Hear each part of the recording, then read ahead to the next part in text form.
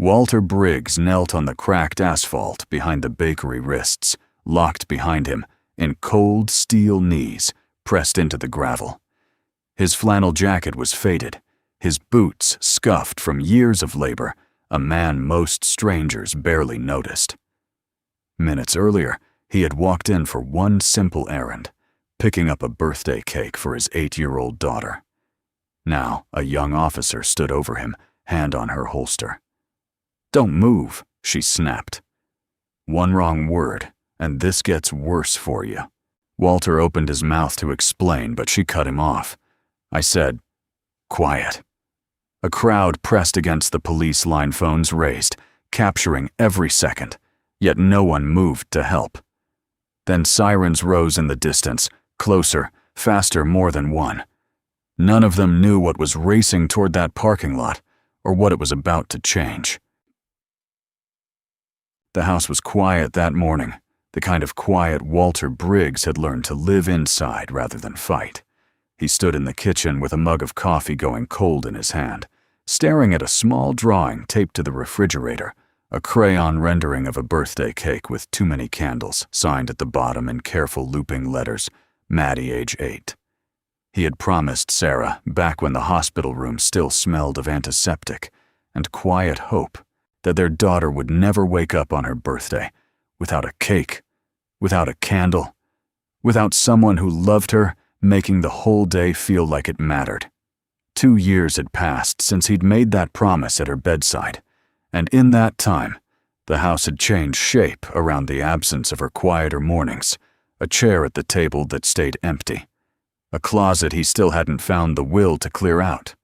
He had kept the promise every year since Sarah died, and he intended to keep it today, the way he intended to keep every promise he'd ever made to the people he loved. There were mornings he could still hear her voice in the kitchen, telling him not to let grief make him hard, not to let Maddie grow up watching her father disappear into work, the way so many men did after a loss like his. He'd carried that instruction with him, the way he'd once carried orders in the Marine Corps, without question, without negotiation. It was the same discipline that had carried him through 2 deployments overseas, and later, through the quieter, harder work of raising a daughter alone while holding down a job that asked him to make decisions, affecting thousands of people he would never personally meet. He set the mug down and checked his watch. The bakery closed its custom order window at noon, and if he didn't get there soon, the cake he'd ordered 3 weeks ago, vanilla with strawberry filling, Maddie's favorite, would go to someone else. He grabbed his keys from the bowl by the door and called down the hallway. "Maddie, let's go. Bakery run." She came bounding out in mismatched socks, headphones already looped around her neck, backpack slung over one shoulder, even though there was nowhere to go but the car. "Can I listen to my music on the way? Long as you keep your seatbelt on." "Dad, do you think Mom would have liked strawberry filling?" The question caught him somewhere under the ribs, the way these small, sudden questions of hers always did. "She's the one who picked it," he said. "First birthday you ever had. She wouldn't let anyone talk her into chocolate." Maddie smiled at that, satisfied, and pulled her headphones up over her ears before he could see whatever else was sitting behind her eyes. Outside, his SUV sat in the driveway, looking every bit its age, a dent in the rear bumper he'd never bothered to fix paint, dulled from a decade of Ashwood County summers. He didn't own anything newer, and it had never occurred to him that he needed to. Most people in town had no idea what Walter Briggs did for a living, and that was exactly how he preferred it. 3 months earlier, the county council had sworn him in as the new public safety commissioner, the civilian official who oversaw every police department in Ashwood County, from hiring standards to use of force policy. He'd taken the position quietly, without press conferences or formal introductions to the rank and file. A career built first as a Marine and later inside the sheriff's office had taught him that titles didn't earn respect on their own, and that the truest picture of any department came from watching it operate, before anyone had reason to straighten a tie for his benefit. So he watched mostly from a distance, still driving his old SUV to the grocery store and the bakery and his daughter's school like any other father in town. He pulled out of the driveway with Maddie humming along to something in her headphones, and for a few minutes, the road ahead felt like any ordinary Saturday. Rosie's Bakery sat at the edge of a small shopping plaza, wedged between a dry cleaner and a shuttered video rental store nobody had bothered to replace. Walter parked near the entrance close enough that he could see the SUV through the bakery's front window the entire time he'd be inside. "I'll be 5 minutes," he said, turning to look at Maddie in the back seat. "Keep your seatbelt on and your music up. I'll knock on the glass when I'm back." "Can I have a taste when we get home?" "You can have the whole first slice." She grinned and settled deeper into her headphones, already lost in whatever song had her attention. Walter stepped out, locked the doors out of habit, and started toward the bakery entrance, running through the pickup number the bakery had texted him the night before. He didn't get far. A silver SUV newer than his by at least a decade sat parked 2 spots down its paint, catching the noon light. As Walter passed it, he slowed just long enough to check the pickup code on his phone before he walked in. It was nothing. A man standing still for 10 seconds in a parking lot checking a text message. But Denise Walker was watching from the dry cleaner's doorway, and to her, it was something else entirely. Denise had lived 2 streets over from Walter for 6 years and had never once introduced herself. What she had done on 4 separate occasions was call the Homeowners Association to complain that his SUV was an eyesore parked in his own driveway, and once, memorably, that he'd worn the same faded flannel jacket to 3 consecutive town events, which she found concerning for a man raising a child alone. She didn't know his name. She didn't know what he did for a living, or that he'd buried his wife 2 years earlier, or that the jacket she found so objectionable had been a gift from that same wife on their last Christmas together. She only knew what she saw, and what she saw now was a disheveled man in old clothes lingering beside someone else's expensive car phone in hand, eyes darting.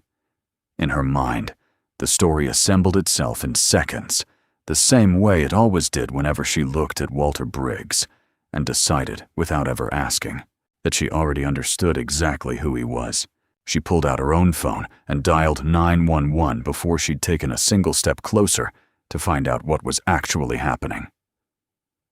"There's a man trying to break into a car in the Rosie's Bakery parking lot," she told the dispatcher, her voice climbing with each word.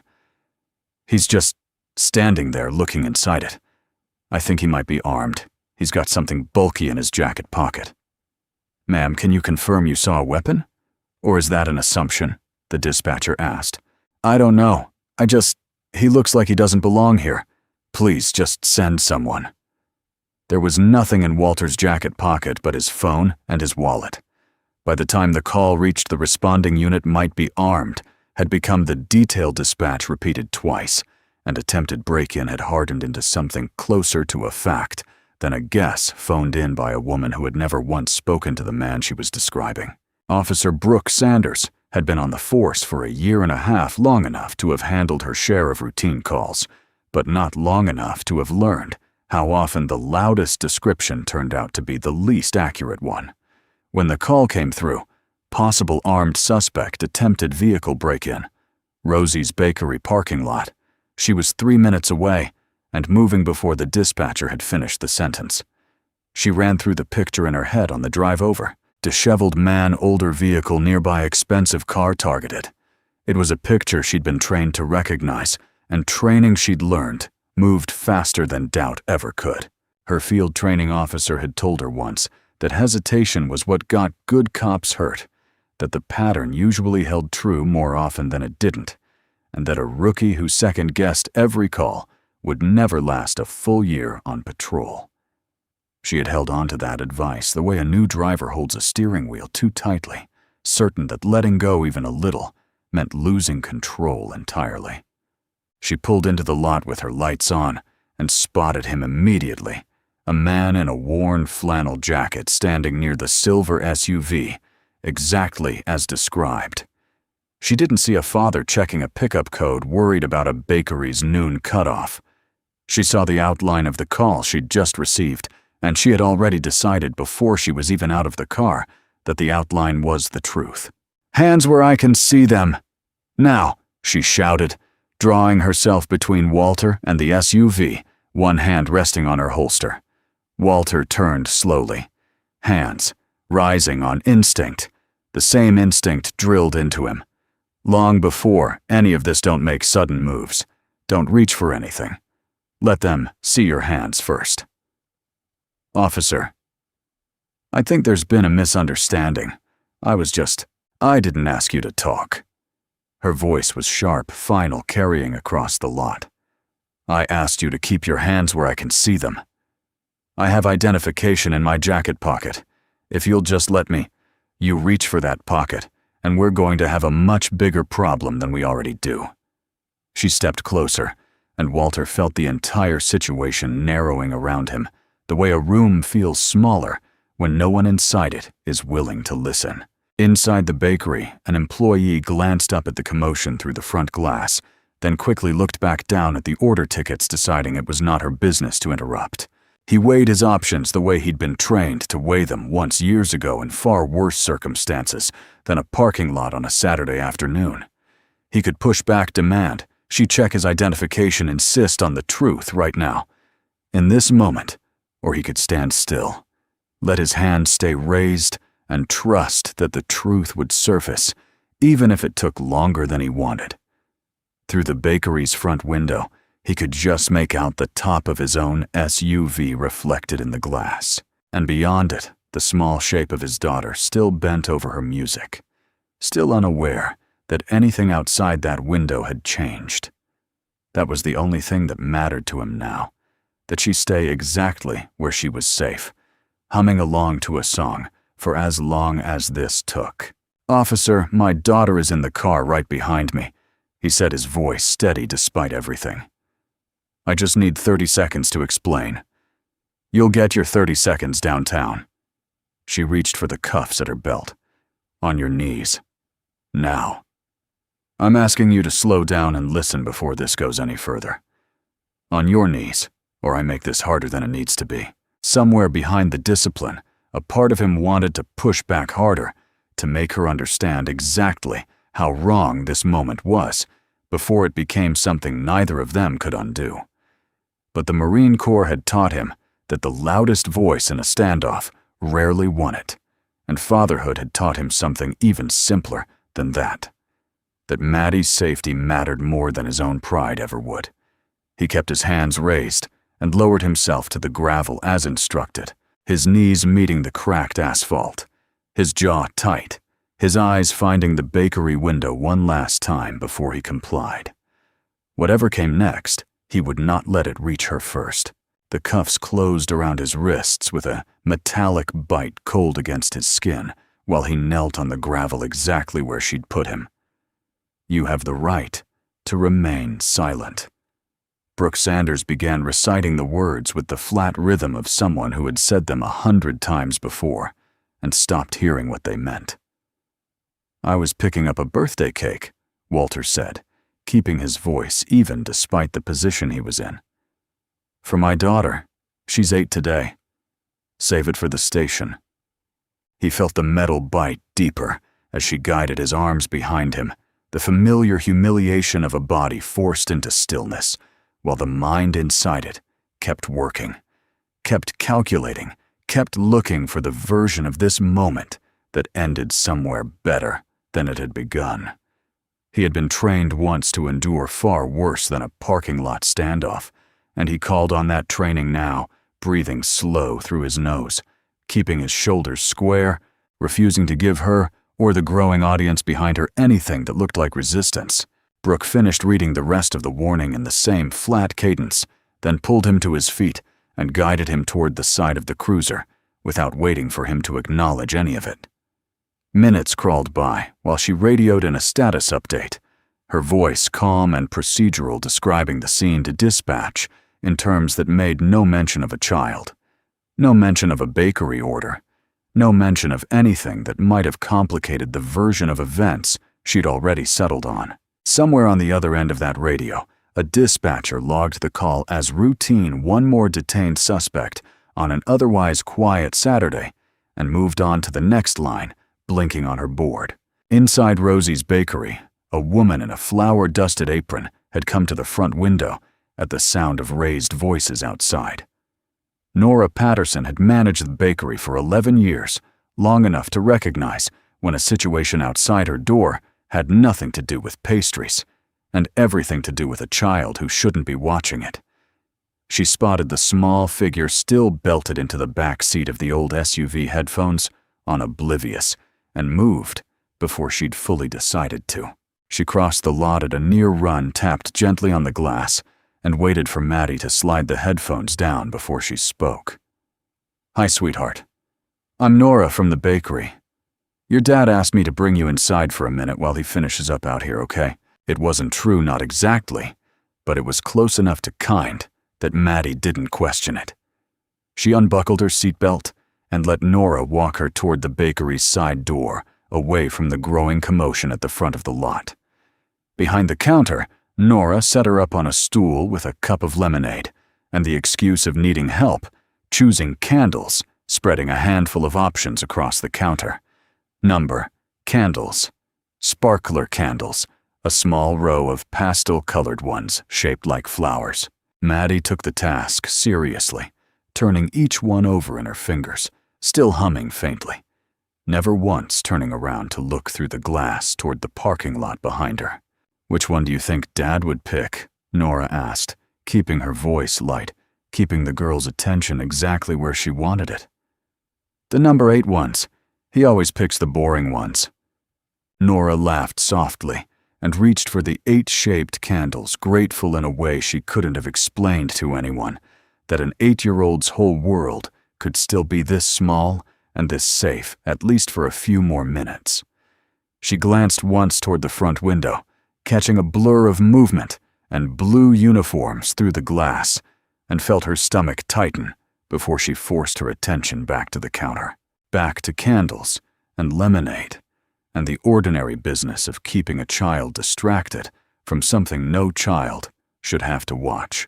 Nora went back to retrieve one more thing before she returned to the counter, the white bakery box that had been sitting ready since that morning, vanilla with strawberry filling Walter Briggs written across the top in marker.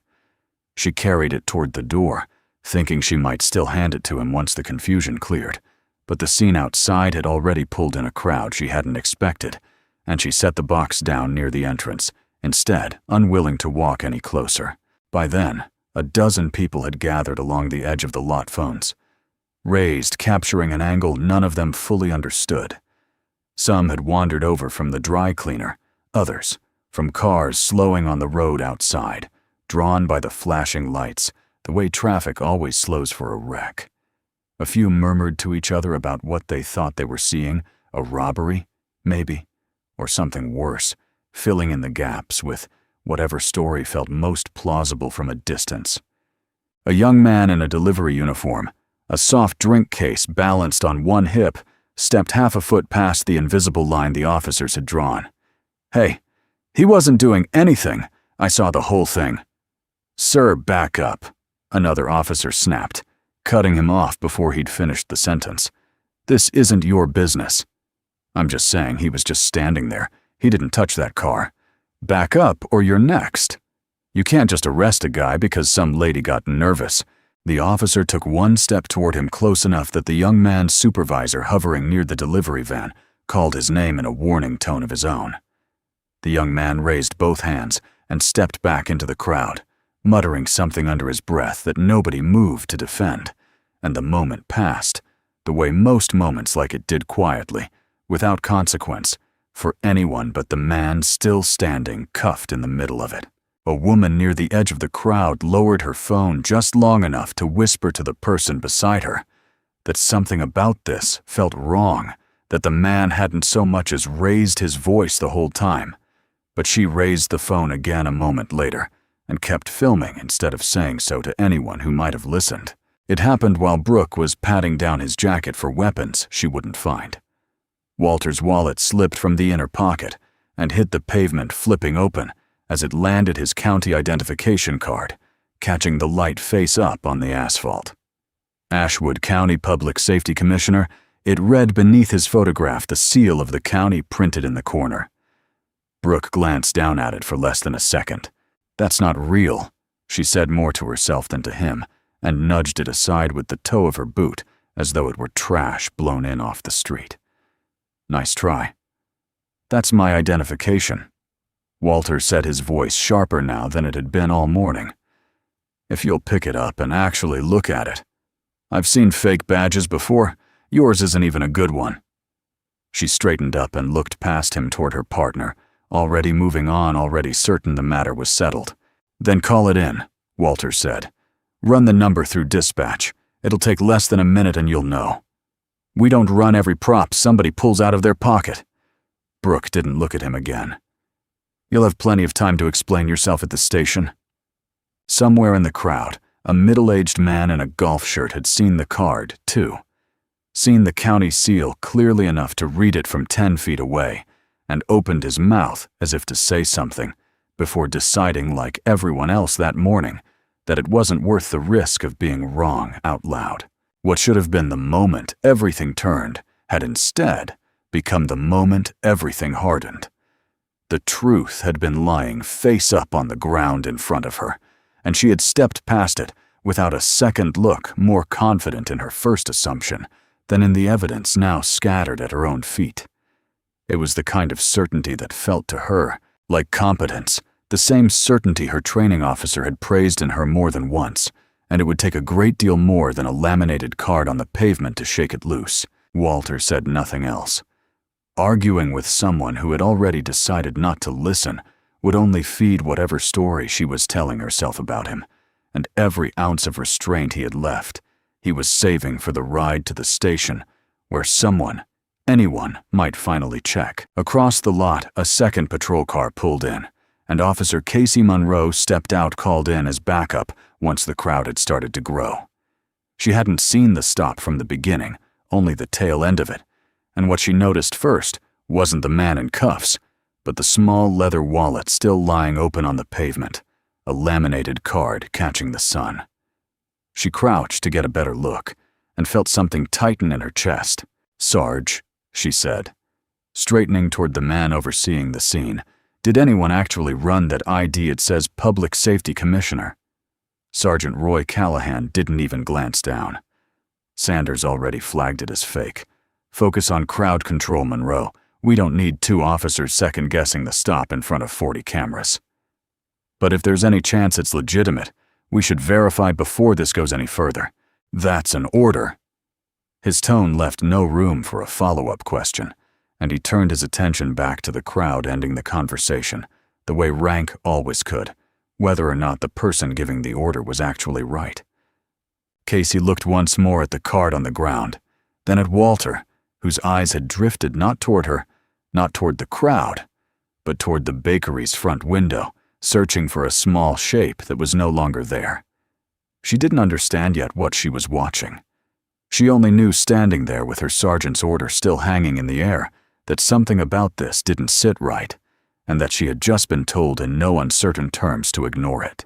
She'd spent 4 years on the force believing that following the chain of command was what kept a department functioning, that a good officer trusted her superiors the same way she expected rookies to trust her.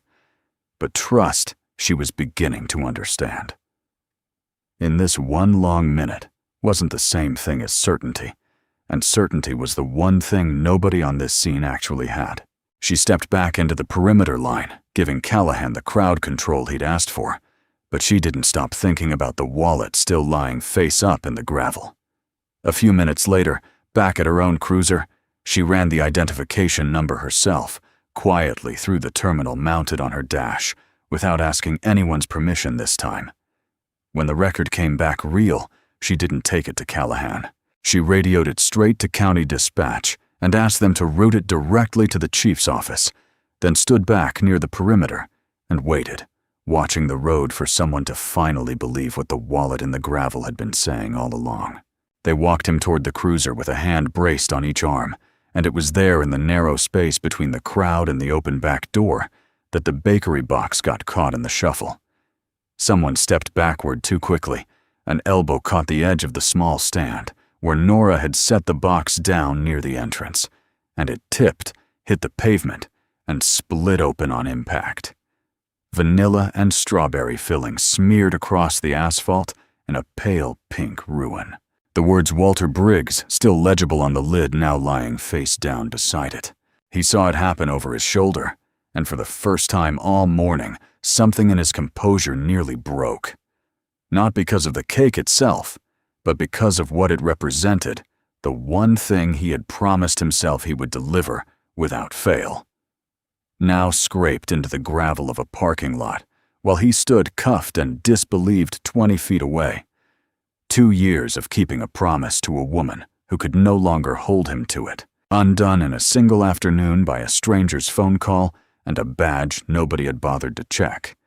He forced his eyes away from it and back toward the bakery window, telling himself that Maddie hadn't seen it fall, that whatever else this day became, she could still be spared this one particular image.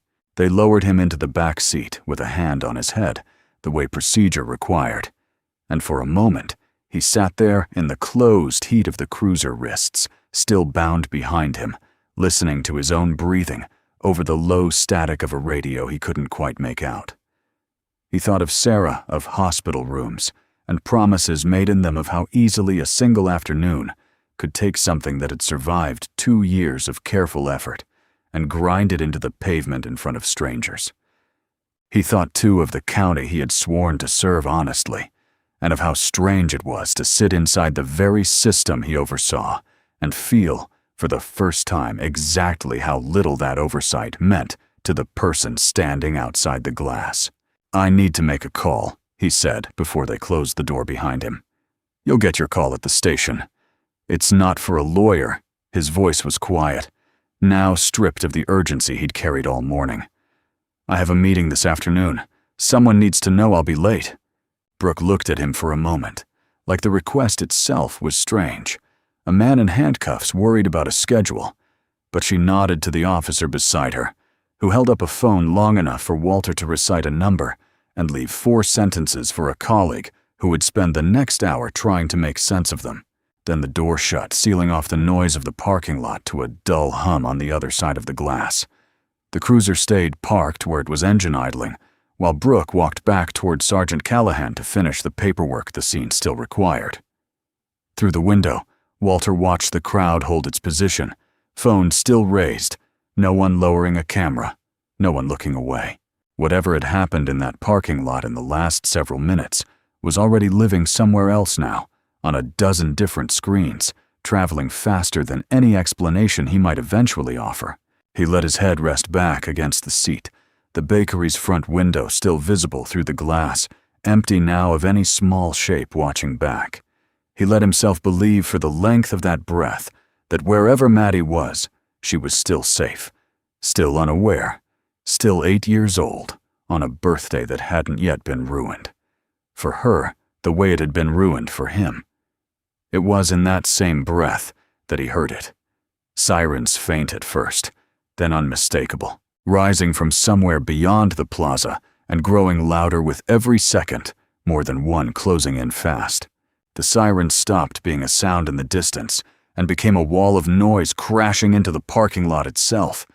3 sets of headlights sweeping across the asphalt in tight formation before the cars braked hard enough to leave fresh skid marks beside the ones already there. Doors opened before the vehicles had fully stopped rolling, and for a moment, the entire scene seemed to hold its breath, uncertain whether more backup meant the situation was about to get worse, or whether something else entirely was arriving in that lot. The crowd along the perimeter shifted and murmured phones, angling toward the new arrivals. Now, instead of the man kneeling near the cruiser, sensing without yet understanding that the story unfolding in front of them had just changed shape. Sergeant Callahan's radio crackled with a voice he clearly hadn't expected, and whatever color remained in his face drained out of it as he listened. He didn't repeat what he'd heard. He simply turned toward the cruiser at a near run. "Get him out of the car," he snapped at the nearest officer. "Now. On his knees, hands visible until I know what this is." 2 officers pulled Walter from the back seat, faster than they'd put him in it, guiding him down onto the pavement beside the cruiser before he'd even found his footing. His knees meeting the gravel hard enough to sting through his jeans, the same gravel that had already caught his wallet, his cake, and most of his patience that morning. He didn't resist. He had long since stopped expecting this day to move at a pace that made sense and some quiet. Exhausted part of him had already decided that whatever came next, he would meet it the same way he'd met everything else that morning, still silent and watching the door of the bakery for any sign that the chaos had finally reached it. The lead car's door opened, and a woman in a chief's uniform stepped out. Her eyes moving once across the scene, the crowd, the cruisers, the man kneeling in handcuffs before locking onto Walter with an expression that had nothing to do with suspicion and everything to do with dread. Officer Monroe's report had reached her only minutes earlier, routed through county dispatch outside the normal chain of command, and the name attached to that identification number had been enough to redirect every available unit toward the bakery before Ellison had even finished reading it. Chief Patricia Ellison crossed the lot in a half-dozen strides, waving off Callahan's attempt to brief her with a single sharp motion of her hand, and knelt down directly in front of Walter, close enough that her uniform touched the same gravel his knees were pressed into. "Sir," she said, her voice carrying across a lot that had gone completely silent, "I am so sorry this happened to you." Somewhere behind her, Brooke Sanders felt the ground shift beneath a certainty she had carried for the better part of an hour. "Chief, with respect, this man was detained on a legitimate call." Brooke started stepping forward. "He was standing next to a vehicle that wasn't his, and when I asked for identification—" "You had his identification," Ellison said, not turning around. "It was on the ground the entire time you were speaking to him. Commissioner Briggs oversees every department in this county, including mine, including yours." The words landed on the lot the way a held breath finally releases, and Walter watched understanding move through the crowd in a slow wave, through the bystanders still holding up their phones, through Sergeant Callahan, whose expression had shifted from confusion to something closer, to horror, and through Brooke herself, whose hand had gone still against her side, the authority she'd carried all morning suddenly weighing far less than it had 10 minutes earlier. Near the perimeter line, Casey Monroe stood very still, watching the scene her own quiet phone call had set in motion. She didn't feel triumphant so much as steady, the way a person feels when a decision they weren't sure they were allowed to make turns out to have been the right one anyway. Going around Callahan had felt like a risk 20 minutes earlier. Watching Ellison kneel in the gravel, it felt like the only thing she could have done, and still called herself a good officer afterward. Ellison helped Walter to his feet herself, waving away the officer who reached for the key to his cuffs so she could remove them personally. The metal fell away from his wrists, and he rolled his shoulders once, working the stiffness out of them, rubbing at the raw line the cuffs had left behind, saying nothing, yet giving the moment room to settle before he decided what to do with it. "Officer Sanders, you're suspended, pending a full review of this stop," Ellison said, turning to face her directly. "That includes the initial contact, the refusal to verify identification presented at the scene, and the handling of a minor who was in this man's vehicle at the time." "I was following the pattern I was trained to follow," Brooke said, her voice smaller now than it had been all morning. "You were following an assumption," Ellison said. "There's a difference, and it's the difference we're going to spend the next several weeks talking about." "I didn't know who he was," Brooke said, and for the first time all morning, something in her voice sounded closer to fear than authority. "You weren't supposed to know who he was," Ellison said. "You were supposed to check. Those aren't the same thing, and a badge is worth nothing if the person wearing it can't tell the difference." She turned next to Callahan, who had gone quiet since the moment he'd recognized his own name would likely appear in the same review. "And you ordered an officer to stand down when she raised a legitimate concern about that identification. We'll be discussing that separately." "Understood, Chief," Callahan said, and said nothing else. Ellison found Casey Monroe next, still standing near her own cruiser at the edge of the perimeter. "That was your call to dispatch?" "Yes, Chief." "Good instincts," Ellison said. "Next time, skip the dispatch relay and call my office directly." Denise Walker had drifted to the edge of the crowd sometime during the commotion, phone still in her hand, though she'd stopped filming the moment she heard the word, Commissioner. Ellison found her without needing to ask which face in the crowd belonged to the caller. You reported a man standing beside a car as an armed suspect, without seeing a weapon, without seeing him touch the vehicle, and without ever approaching to ask what he was doing, Ellison said. That call set this entire morning in motion. "I thought I was doing the right thing," Denise said, though the words came out thinner than she likely intended them to. "You thought a man in an old jacket didn't belong here," Walter said, quietly, speaking for the first time since the cuffs had come off. It was the only thing he said to her directly all morning, and he said it without raising his voice, letting the words sit in the space between them instead of pushing them any harder than that. Denise opened her mouth, then closed it again, apparently unable to find a version of the sentence that didn't confirm exactly what he'd said. "Then next time ask a question before you answer one," Ellison said, and left it there, unwilling to spend more of the morning on a woman who had already caused enough of it. Near the edge of the lot, the delivery driver who had spoken up earlier lowered his phone and let out a breath he seemed to have been holding for the better part of an hour, while the woman who had whispered her doubts to a stranger rather than to an officer finally said them out loud to no one in particular, now that saying them cost nothing at all. Walter didn't add anything to either exchange. He had spent the last hour learning exactly how little was gained by raising his voice at people who had already decided not to hear him, and he wasn't interested in becoming the kind of man who used a moment like this one to settle every score it had handed him. He walked instead toward the bakery, past the ruined cake still sitting in its broken box near the entrance, and pushed open the door. Maddie looked up from the counter, a half-finished row of number 8 candles in front of her, and for a moment she simply stared at him, taking in the sight of her father walking toward her, without the men in uniform who had been standing over him the last time she'd glanced through the glass. "Dad," she said, sliding off the stool. "I'm here," he said, crouching to meet her. "Everything's okay now." She wrapped her arms around his neck, and he held her, the way he'd held her the night Sarah died, the way he'd held her every time since when the world had asked more of her than an 8-year-old should have to give. "They said you weren't in trouble anymore," Maddie said into his shoulder. "Is that true?" "It's true," he said. "I promise." "What about the cake?"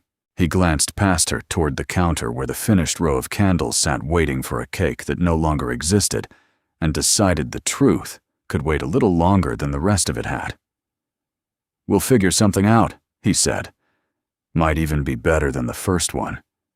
Nora stood a few feet back, wiping her hands on her apron for something to do with them, already turning over in her mind how fast she could put together a replacement.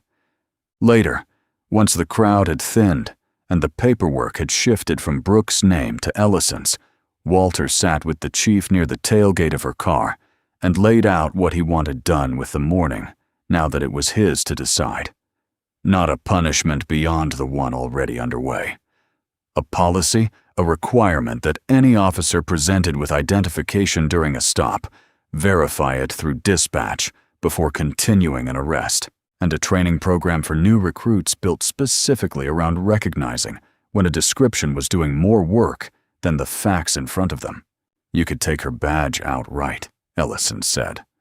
"After a stop like this, most commissioners would, and no one on this county council would question it." "I could," Walter said quietly. "But a badge taken in anger doesn't teach the next officer anything useful. A policy might if it's built carefully enough to last past this year's headlines." He looked back toward the bakery, where Maddie's silhouette had reappeared at the window, watching for him now instead of being watched over by someone else. "I'd rather this cost the department something useful than just cost one officer her career." Ellison studied him for a moment, the way people did when they were recalculating who exactly they were talking to. I'll have a draft on your desk by the end of the week. Monday's fine, Walter said. Today I've got a birthday to finish. Nora had the replacement cake ready within the hour, a simpler version of the original, but no less sincere for it. And that evening, Walter set it in the center of the kitchen table, where Sarah's chair still sat empty, and lit 8 candles shaped like the number Maddie had chosen herself. The kitchen smelled like sugar and warm frosting instead of the parking lot. Dust and gravel that had followed him home in his memory all afternoon, and for the first time since morning, the day finally felt like the one he'd planned. She blew them out in one breath, the way she always insisted on doing, and asked for the same thing she asked for every year, a secret she never told him, though he suspected by then that it had stopped being about wishes and started being about the two of them sitting at that table together, still finding a way to make the day feel whole. The footage from that parking lot found its way onto more screens than Walter ever tracked, clipped and shared far past the borders of Ashwood County within days, though he never watched it himself. He didn't need to see it to know how it looked from the outside. A man on his knees, a chief kneeling in front of him, a single word passing between them that had rearranged an entire morning. What mattered to him wasn't how the video traveled, but what came after. It stopped being new. Once the policy had a name and the training had a syllabus, and the story had settled into something steadier than a headline. The policy took effect 6 months later, written into the department's procedures, under a name nobody had chosen for it, but everyone eventually used. Anyway, the Briggs Standard some called it, though Walter never used the term himself.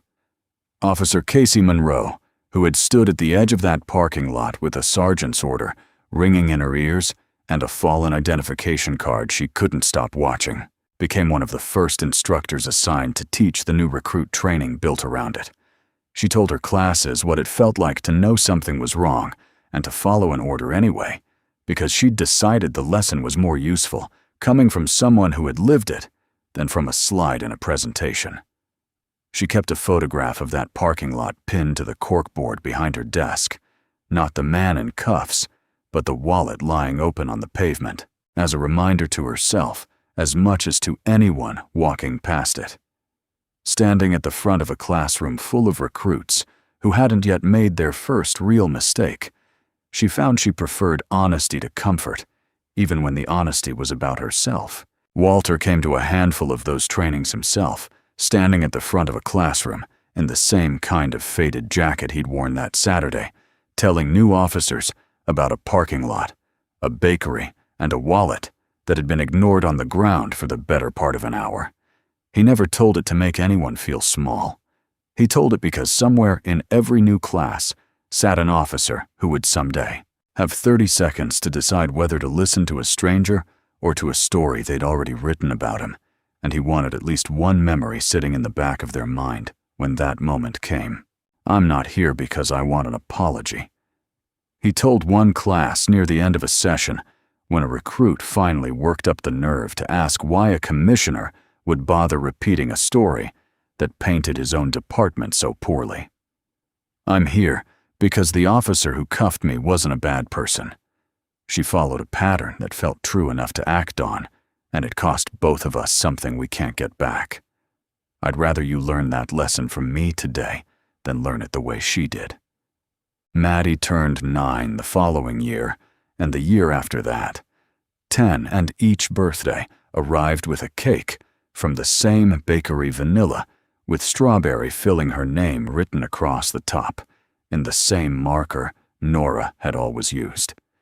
She never asked her father for the full details of what had happened outside that bakery when she was 8, and he never offered them choosing, instead to let her keep the version she already had, that her father had gone to get her a cake, and that everything, in the end, had turned out fine. It was the truest part of the story, anyway.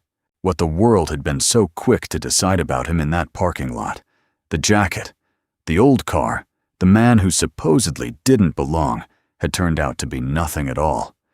And everything that actually mattered about him had been sitting the whole time in a wallet nobody bothered to pick up. He never forgot how close an assumption had come to costing him a birthday, a reputation, and an afternoon he could never get back. But he also never let that day turn into bitterness, choosing instead to spend it building something that might spare the next stranger the same 30 seconds he'd once had to survive on a bakery parking lot, cuffed and disbelieved, waiting for someone, anyone, to finally look past what he appeared to be and ask who he actually was. Whatever anger the day had earned him, he had let it go before it ever reached her, and that more than any policy bearing his name was the thing he stayed proudest of every time he thought back on it.